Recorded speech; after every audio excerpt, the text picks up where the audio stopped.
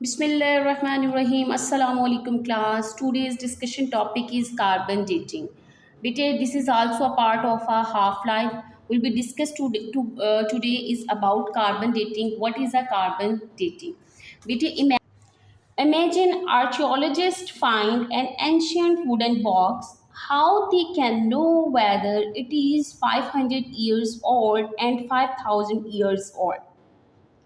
What you think about it कि अगर एक हमें बहुत सालों पुराना एक हमें जो है वो एक वुडन बॉक्स मिले साइन तो किस तरह से वो फाइंड आउट करेंगे कि उसकी एज क्या है। तो can you imagine by looks colour और size? No, it's not the right answer.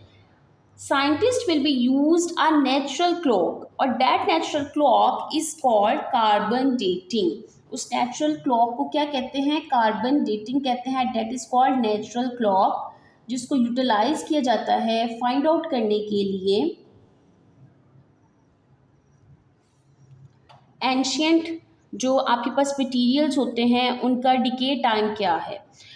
That is a scientist method used to determine the age of ancient organic materials such as bones, woods, shells, all that method used in a carbon dating. बेटे what is a carbon? Carbon होता क्या है? सबसे पहले तो हमें पता होना चाहिए कि कार्बन क्या है।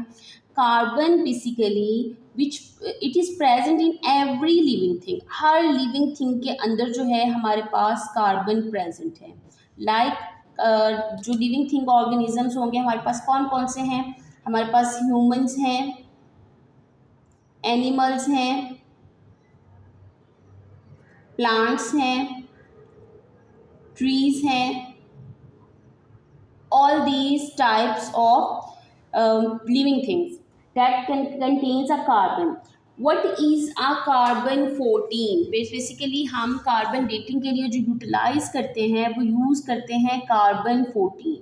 बेटे कार्बन 14 आपके पास क्या है? What is carbon 14? ये क्वेश्चन अराइज होना चाहिए।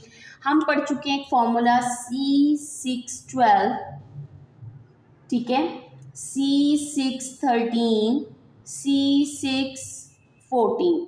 बेटे these two are stable nuclei of carbon, ये कार्बन के स्टेबल आइसोटॉप्स हैं। But this is are radioactive isotope, this is are radioactive isotope जो कि हमारे पास यूटिलाइज हो रहा है इन कार्बन डेटिंग के अंदर। How carbon 14 is form? Next question हमारे पास अराइज होता है कि हाउ कार्बन 14 इज फॉर्म, इसकी फॉर्मेशन होती कैसे है? बेटे बेसिकली क्या है कि हमारे एटमॉस्फेयर में हाई एनर्जी कॉस्मिक रेज जो हैं, high energy cosmic rays strike करती हैं विद अर्थ। जब अर्थ के साथ स्ट्राइक करती हैं तो ये प्रोड्यूस करती हैं हमारे पास न्यूक्लियॉन्स। ये क्या प्रोड्यूस करती हैं हमारे पास? न्यूक्लियॉन्स। और ये न्यूक्लियॉन्स जब आपस में मिलते हैं नाइट्रोजन के साथ तो it will B form a carbon 14। I hope you can understand how carbon 14 is form कि जो हमारे एटमॉस्फेयर में हाई एनर्जी कॉस्मिक रेज हैं जब वो स्ट्राइक करती हैं अर्थ के साथ तो it will be produces a nucleons. ये न्यूट्रॉन्स प्रोड्यूस करते हैं, सॉरी न्यूक्लियॉन्स नहीं, न्यूट्रॉन्स प्रोड्यूस करते हैं, न्यूट्रॉन्स। और यही न्यूट्रॉन्स जो है वो नाइट्रोजन के साथ मिलने के बाद आपके पास क्या प्रोड्यूस करते हैं? It will B produce a carbon 14। It means कि जब आपके पास नाइट्रोजन न्यूट्रॉन्स के साथ रिलेशन रिएक्ट करती है it will B form a carbon 14 with proton, ठीक है। अब हमारे पास बेसिकली कार्बन डेटिंग में होता क्या है? कार्बन डेटिंग में हम ये पढ़ते हैं कि जब हमारे पास डेड प्लांट्स पड़े हैं तो कार्बन 14 डिके कैसा होना शुरू होता है? डिके इस तरह से होता है, ये है फॉर्मेशन।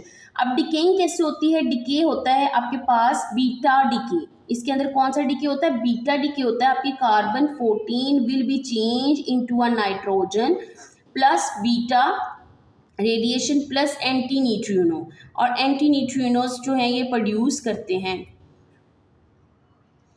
ठीक है, this is the decay of a carbon 14, ये कार्बन 14 का डिके है बेटी। ये बहुत सारी चीज़ें हैं जो कि आपको अंडरस्टैंड होनी चाहिए कि कार्बन डिके होता क्या है। सबसे पहले कि कार्बन डेटिंग जो है वो यूज़ की जाती है स्टडी करने के लिए age of the ancient organic materials. कोई भी मटेरियल्स हो सकते हैं, आपकी बॉन्स हो सकती हैं, वुड हो सकती है, शेल हो सकती है, जिसमें आपके पास लिविंग मैटर्स आते हैं। अभी ये लिविंग थिंग्स आप देखें, सबसे पहले हमारे पास प्लांट्स के अंदर क्या है, अब्जॉर्ब होती है कार्बन डाइऑक्साइड।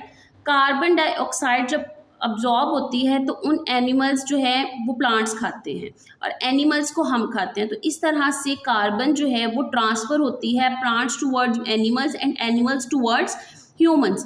कार्बन 14 क्या है, that is a radio active isotope. Formation कैसे होती है, जब हाई एनर्जी कॉस्मिक रेज अर्थ के साथ स्ट्राइक करती हैं तो वो प्रोड्यूस करती हैं न्यूट्रॉन्स, और ये न्यूट्रॉन्स जब नाइट्रोजन के साथ मिलते हैं it will B formation of a carbon 14।